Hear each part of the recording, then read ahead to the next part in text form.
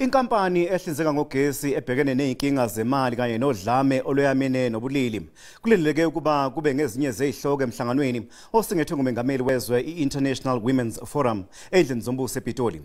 Kulomhlangano kuzophinde kubhungwe nangokwakhiwa kwamathuba omsebenzi, ukulinganiswa kwemiholo kanye nokumeleka kwabesifazane.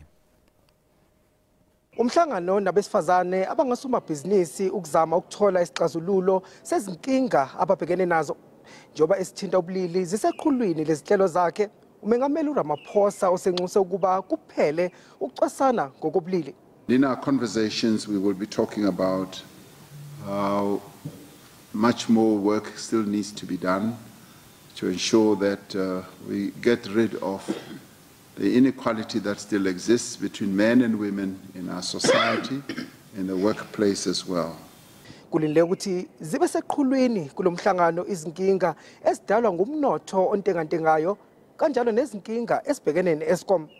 I look forward to engaging in serious discussions with you so that we can address issues such as our economy, such as the electricity challenges that our country faces. Isihlaka zeqembu elibusayo kuyi-ANC zicacisile ukuthi ukubandakanya kwabesifazane kufanele kube ingxenye yesisombululo sodlame ohlobene nobulili. You here as our sisters joined up in all these struggles to bring about an end to